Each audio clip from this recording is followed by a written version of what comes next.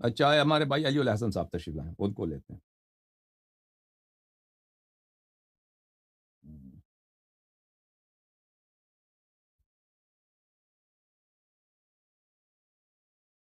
جی بسم اللہ، کیسے ہیں علی الحسن صاحب؟ السلام علیکم، خیریت سے ہیں؟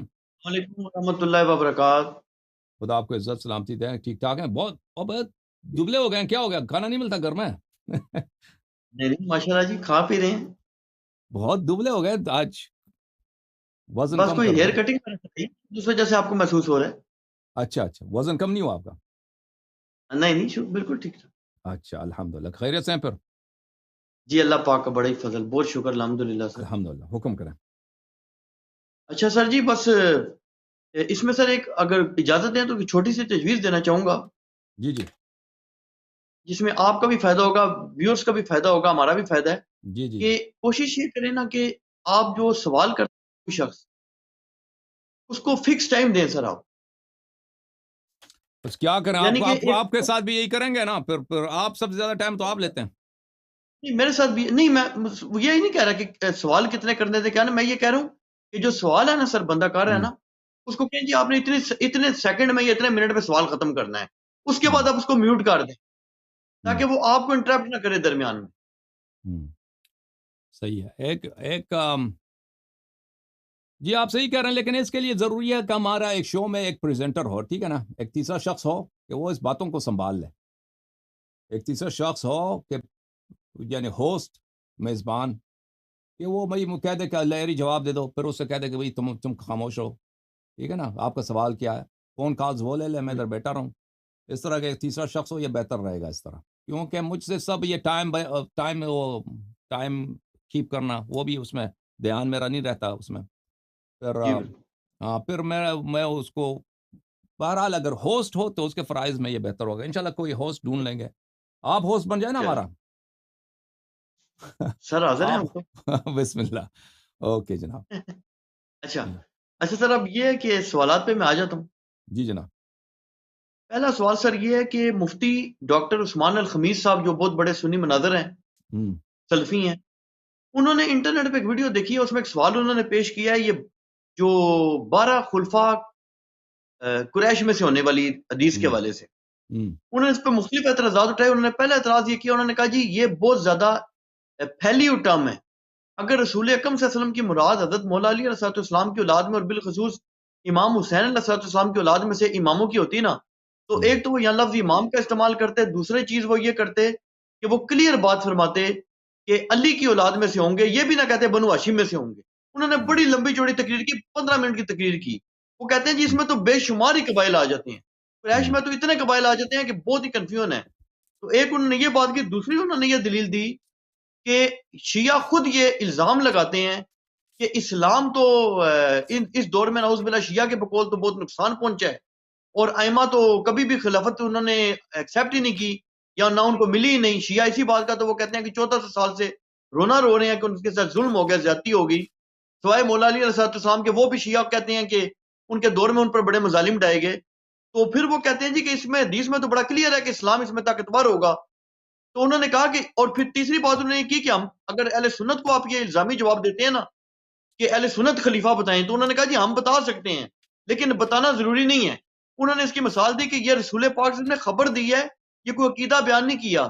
اگر ہم یہ کہہ دیں اہل سنت ان کے بقول، عثمان الخمیس صاحب کے بقول، کہ ہمیں کوئی پتہ نہیں ہے 12 خلیفہ کون ہے، تو کوئی ضروری نہیں ہے۔ وہ کہتے ہیں غیبی خبر ہے۔ اگر آپ صلی اللہ علیہ وسلم نے اسپیسیفکلی بتانا تھا بتاتے کہ یہ حضرت مولا علی علیہ السلام کی اولاد میں سے ہوں گے اور امام حسن کی اولاد میں سے نہیں ہوں گے، امام حسین کی اولاد میں سے ہوں گے، شک ہی ختم ہو جاتا۔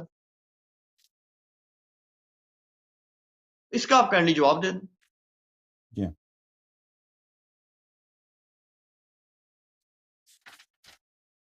دیکھیں ہمارا جو ہے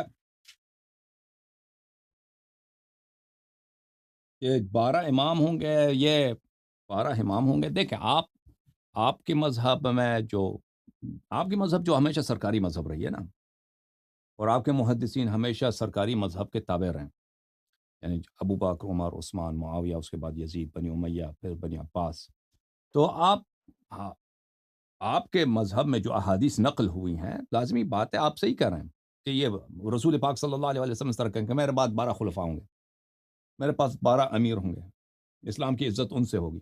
تو یہ تو اس میں اتنا فائدہ نہیں ہے. بات بالکل صحیح کہہ رہے ہیں، اتنا بڑا اختلافی مسئلہ ہے تو ان کو زیادہ توضیح دینی چاہیے رسول پاک صلی اللہ علیہ وآلہ وسلم کو. اور یہ کہنا کہ رسول پاک صلی اللہ علیہ وآلہ وسلم ایک بیہودہ بات کریں جس کا اتنا فائدہ نہیں ہے، یہ ان کے شان کے بالکل خلاف ہے. ایک شخص جو اپنی امت کی بھلائی چاہتا ہے، ہدایت کے لیے آیا ہے، اور اس کو پتہ بھی ہے کہ اسی امت میں امامت کے مسئلے پہ نزاع ہوگا، اور وہ امامت کے مسئلے پہ بات کرے اور پھر ایسی بات کرے جس کا کوئی فائدہ ہی نہیں، ٹھیک ہے نا، تو وہ اس طرح کی بات نہیں کر سکتا. تو ضرور اس حدیث میں تقطیع ہے، اس حدیث میں بعض باتوں جو ضروری باتیں اس کو ہٹایا گیا ہے، کیونکہ یہ قریش میں سے ہوں گے نا. قریش میں تو کون آ جاتے ہیں؟ بنی عباس بھی آ جاتے ہیں، بنی امیہ آ جاتے ہیں. جتنے خلفاء ہیں وہ قریش میں سے تھے، ٹھیک ہے نا. اس میں بہت سے، اور قریش میں اور بھی بہت سارے قبائل ہیں. اگر انہوں نے واقعاً ہدایت کرنی ہے امت کی تو ان 12 اماموں کے نام بتائیں، ٹھیک ہے نا. تو یہ 12 ہمارے نزدیک یہ حدیث ہے، اس کی صحیح صورت یہ ہے کہ رسول اللہ صلی اللہ علیہ وآلہ وسلم نے 12 اماموں کے انہوں نے نام بتائے. میں بھی ایک دو حدیث آپ کو سنا دیتا ہوں. یہ کتاب ہے، یہ کتاب آپ نے پہلے بھی دیکھا ہوا، کفایت الاثر فی النص علی الائمۃ الاثنی عشر علیہم الصلاۃ والسلام. یہ کتاب ہمارے بہت بڑے محدث ہیں 4 صدی کے، ابو القاسم علی ابن محمد ابن علی الخزار القمی رحمہ اللہ نے لکھا ہے. اور یہ سب احادیث و مقدمے میں کہتے ہیں کہ میں نے سنی محدثین سے، جماعت مخالفین کے محدثین سے میں نے نقل کیا. یعنی اس زمانے میں یہ جاتے تھے، اس زمانے میں یعنی وہ 4 صدی کے ابتدا، مثلا ترمذی اور کچھ عرصے بعد، اللہ آپ کا بھلا کرے، ابن جریر طبری جیسے لوگوں کے کچھ عرصے بعد، اس وقت کا علاقہ زمانہ تھا. حاکم کے زمانے سے کچھ پہلے، حاکم مستدرک حاکم، جو مختلف شہروں میں لوگ سفر کرتے تھے حدیث جمع کرنے کے لیے، تو انہوں نے جمع کیے وہ احادیث مخالفین کے محدثین سے جن میں 12 اماموں کا ذکر ہے.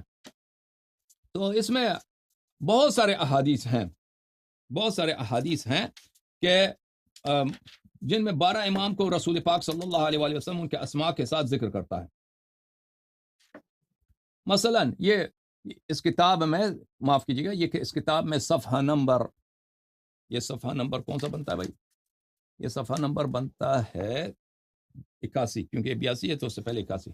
ما جاء عن عبداللہ بن مسعود فی النصوص علی الائمۃ الاثنی عشر. عبداللہ بن مسعود کی روایتیں، تو یہ سند کے ساتھ روایت کرتے ہیں. پھر آگے جا کر اگلے صفحے میں اس کی روایت پڑھتے ہیں آپ کو لیے کہ رسول پاک صلی اللہ علیہ وآلہ وسلم نے کیا ہوا. یہ آگے عبداللہ بن مسعود نے کہا کہ الائمہ بعد 12، میرے بعد 12 امام ہیں. 9 من صلب الحسین علیہ السلام، ان میں سے 9 جو ہیں امام حسین علیہ السلام کی نسل سے ہوگی. والتاسع مہدیہم، ان کا امام حسین علیہ السلام کا جو 9واں بیٹا ہوگا وہ مہدی ہوگا.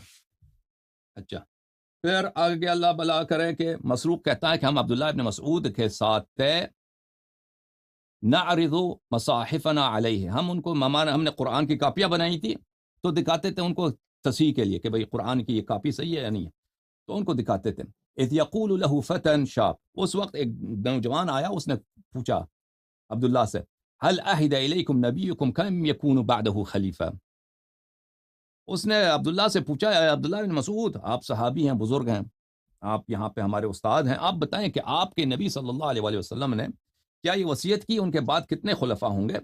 تو اس نے جواب دیا، انک لحدث السن وان هذا شیء ما سألنی عنہ احد.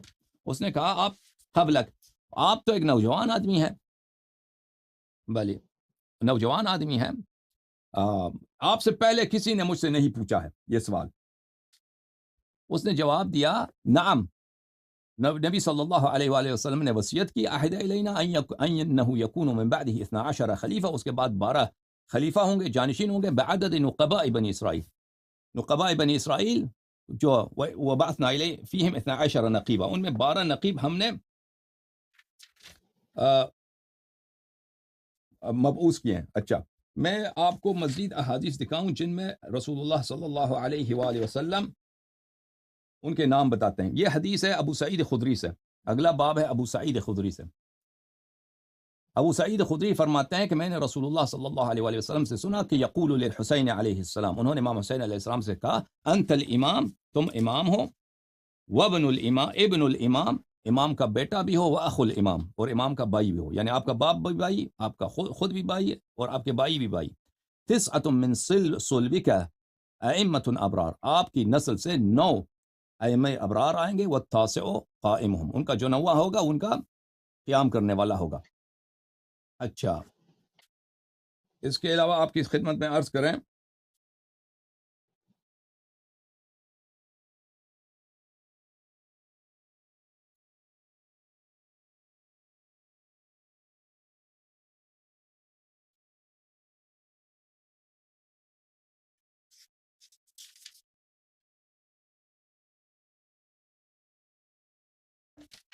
روایت بہت ہیں یہاں اس کتاب میں، ہر صفحے میں روایت ہیں۔ فرض کریں یہ روایت ابو سعید خدری سے، ابو سعید خدری رضی اللہ تعالی عنہ سے بھلے روایت ہے، عامش عطیہ ابو سعید خدری سے، یقول الائمہ بعد 12، میرے بعد 12 امام ہوں گے، 9 من صلب الحسین، ان میں سے 9 امام حسین علیہ الصلوۃ والسلام کے صلب سے ہوگا، تاسعہم قائمہم، ان میں سے 9واں جو ہوگا ان کا قائم ہوگا۔ اچھا، میں ایک حدیث آپ کو عبداللہ ابن عباس کی دکھاؤں، اور میں آپ کے سوالات نہیں بولے، میں ان کے سوالات کا جواب دے دوں گا۔ آپ کے جو بقیہ اس نے کہا ہے، عثمان الخمیس نے بولا، اور عثمان الخمیس جو ہے، میں نے کئی سال پہلے ان کو بہت دفعہ دعوت دی مناظرے کی، اس نے کبھی جواب ہی نہیں دیا۔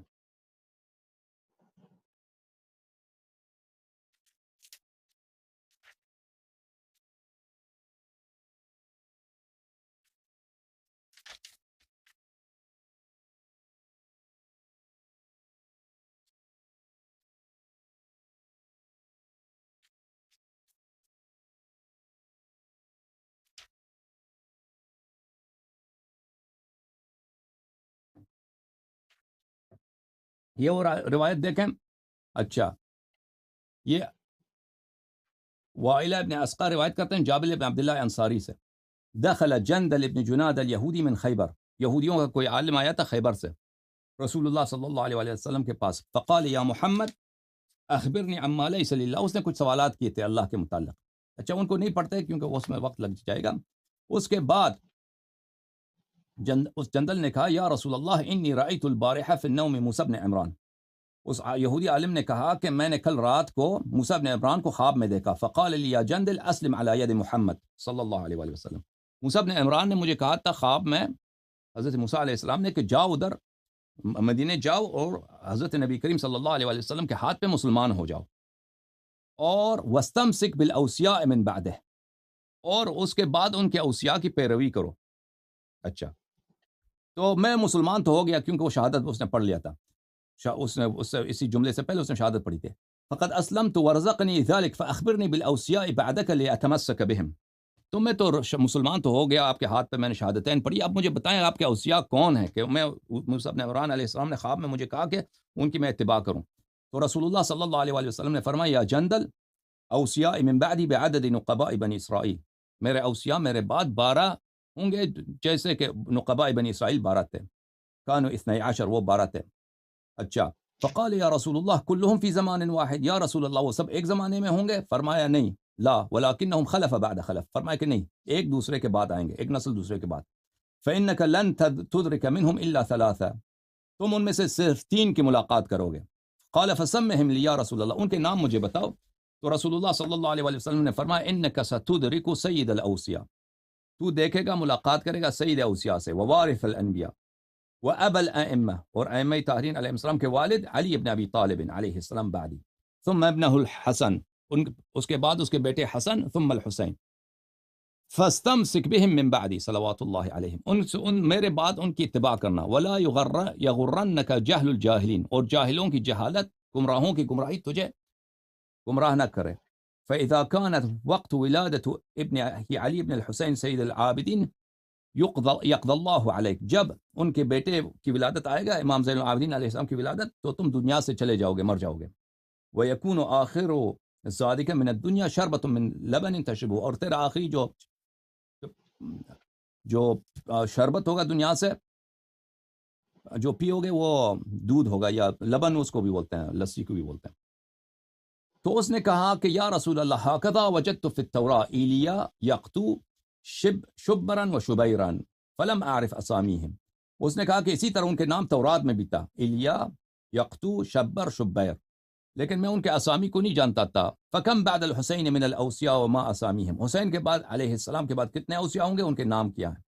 رسول اللہ صلی اللہ علیہ وآلہ وسلم نے فرمایا تسعۃ من سلب الحسین، ان 9 امام ہوں گے امام حسین علیہ السلام کی نسل سے، المہدی منہم، مہدی ان میں سے ہے۔ فاذا انقضت المدۃ الحسینی قام الامر بعدہ ابنہ علی، امام حسین علیہ السلام کے بعد ان کے بیٹے علی، ان کا لقب ہوگا زین العابدین، ان کے بعد ان کے بیٹے محمد، ان کا لقب ہوگا الباقر، ان کے محمد کے بعد سلام اللہ علیہ ان کے بیٹے جعفر علیہ السلام، ان کا لقب ہوگا الصادق، ان کے بعد جعفر علیہ السلام کے بعد ان کا بیٹا موسیٰ یدعا بالکاظم، ان کا لقب ہوگا کاظم، اور جب امام کاظم علیہ السلام کی مدت پوری ہوگی تو ان کا بیٹا علی، ان کا نام ہوگا علی ہوگا، ان کی لقب ہوگا رضا، اور ان کے بعد ان کا بیٹا علی کے بعد ان کا بیٹا محمد یدعا بالزکی، ان کا لقب ہوگا جواد زکی، ان کے بعد ان کا بیٹا محمد کے بعد ان کا بیٹا علی، اور ان کا لقب ہوگا النقی علیہم الصلاۃ والسلام، اور ان کے بعد ان کا بیٹا حسن،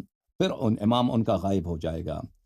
پوچھا کہ وہ یا رسول اللہ هو الحسن یغیب عنہم، اس یہودی نے پوچھا کہ کیا وہ امام حسن علیہ السلام ہوں گے جو غائب ہوں گے؟ فرمایا کہ نہیں، لیکن ان کا بیٹا غائب ہوگا، پھر وہ بقیہ مزید ہے۔ بہرحال اس طرح کے احادیث بہت ہیں۔ تو یہ وہ جو عثمان الخمیس نے کہا ہے بالکل صحیح کہا اس نے، کہ یہ رسول پاک صلی اللہ علیہ وسلم کا شیوا نہیں ہے، کہ وہ ایک غیر مفید بات، ایک مبہم بات کہ میرے بعد 12 خلفاء ہوں گے قریش سے ہوں گے، ٹھیک ہے نا، یہ تو بتائے تو اس کا کیا فائدہ؟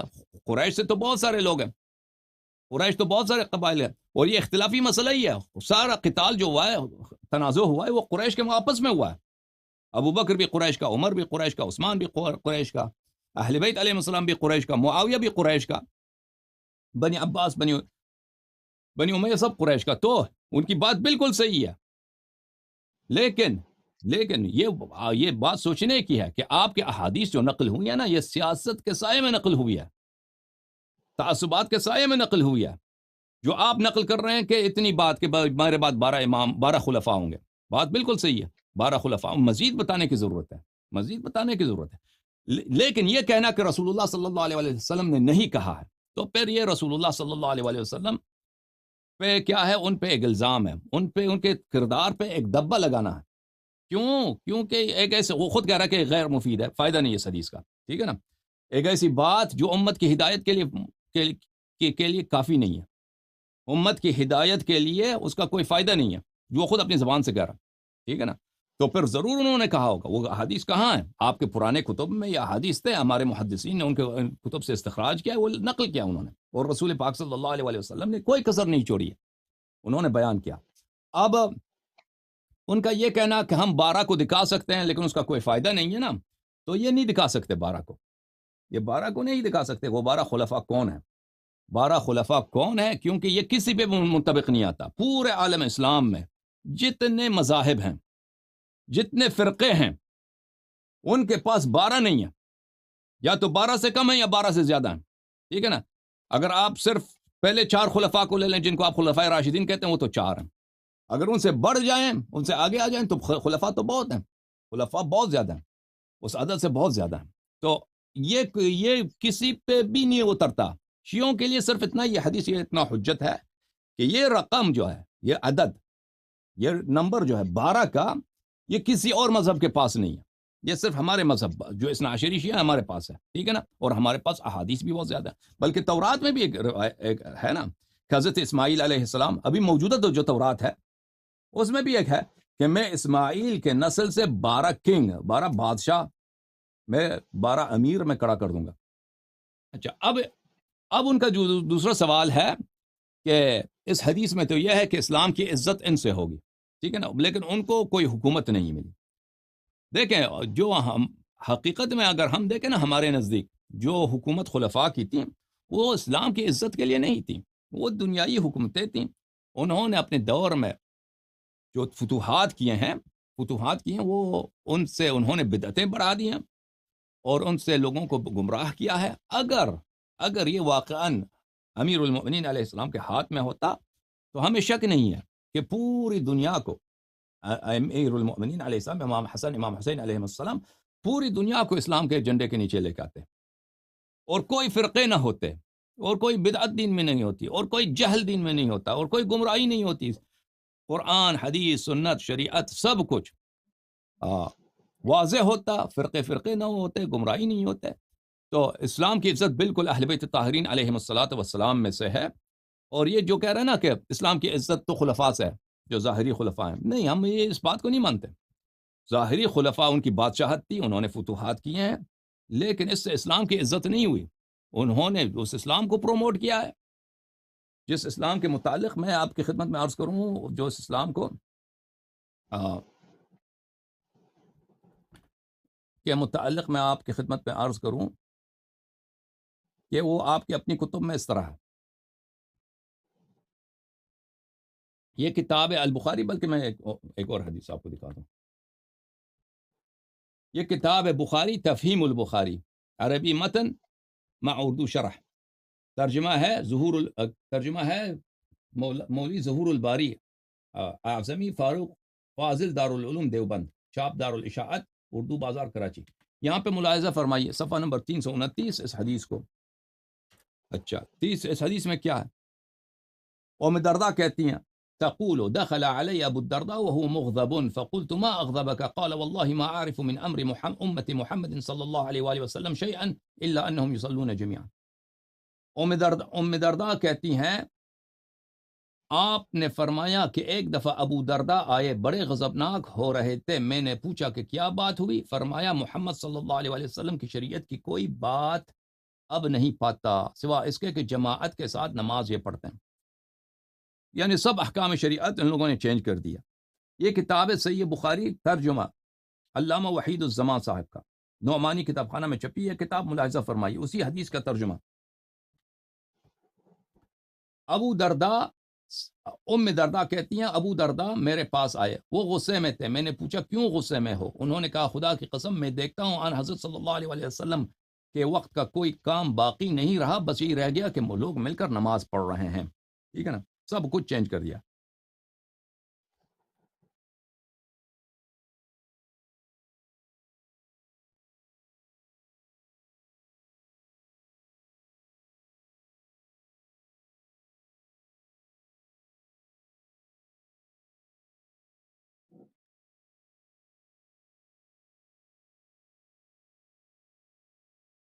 یہ کتاب ہے شرح صحیح بخاری لابن بطال، جزء ثانی، چاپ مکتبۃ الرشد الریاض. یہاں پہ ملاحظہ فرمائیے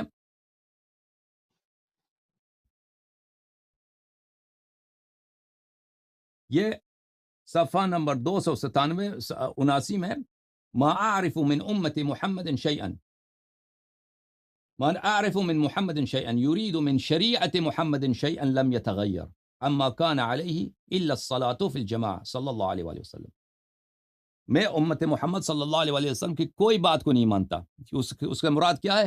یعنی شریعت محمد صلی اللہ علیہ وآلہ وسلم کی کوئی ایسی بات کو نہیں جانتا جس کو انہوں نے چینج نہ کیا ہو، مگر یہ کہ بس نماز جماعت رہ گئی ہے. یہ کتاب ہے، معاف کیجیے، ابن بطال کے تو دکھا چکے ہیں، فتح الباری ابن حجر کی، چاپ دار المعرفہ.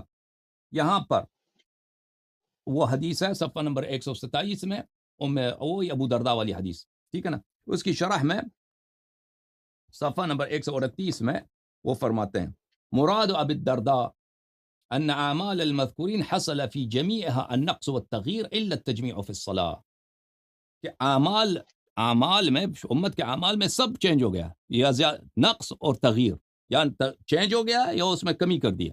ٹھیک ہے نا، دوسرے اجزاء اضافہ ہوا ہے، الا یہ کہ بس نماز جماعت رہ گئی. تو ٹھیک ہے نا، خلفاء نے جو کیا ہے وہ اسلام چینج کر کے ہمیں دیا، اسلام چینج کر کے دیا. ٹھیک ہے نا، اس سے اسلام کی عزت نہیں ہے، اس نے اسلام سے سب سے بڑی خداری ہے. اور اس طرح کے آپ کے کتب میں بہت ہے بھائی، میں مزید آپ کو دکھاؤں، بلکہ یہ کافی ہے. جی جناب، مزید کوئی حکم؟ تو علامہ صاحب یہ پھر جو 12 جو ائمہ ہیں ان کو تو خلافت نہیں ملی، ان کو پھر آپ کا کیا عقیدہ ہے؟ وہ جو رجت والا عقیدہ آپ اس کو سمجھتے ہیں یہ ہوگا؟ خلافت سے مراد کیا ہے؟ خلافت سے مراد ایک دفعہ حکومت لیتے ہیں. خلافت کے لفظی معنی حکومت تو نہیں ہے.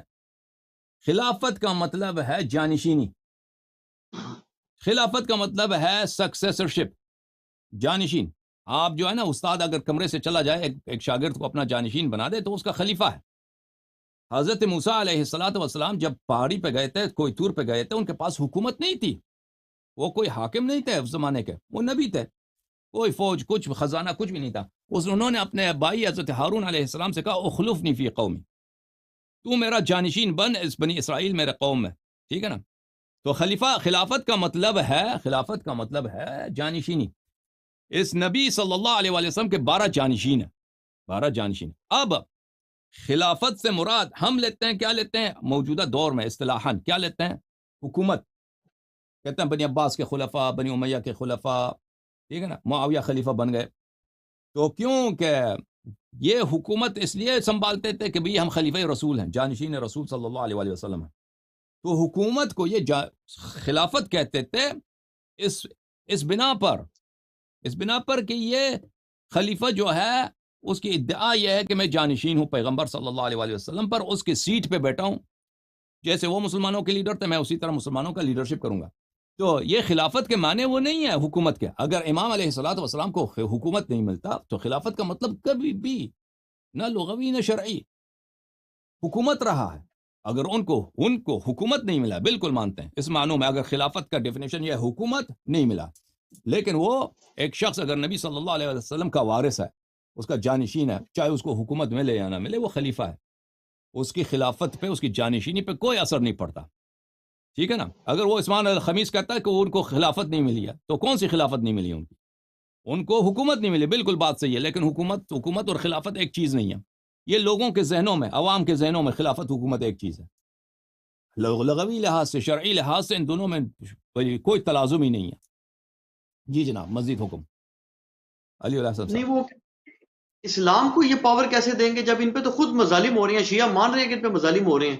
یہ اسلام کو کیا پاور دے سکتے ہیں؟ یہ امت کو کیا پاور دے سکتے ہیں؟ امام مہدی تو دیں گے. تو نص پڑھے نا، وہ نص پڑھیں کہ مثلا یہ خلفاء جو ہیں یہ امت کو پاور دیں گے، امت کو فوج لے کے دیں گے. یہ کوئی اس طرح کوئی نص تو نہیں ہے نا.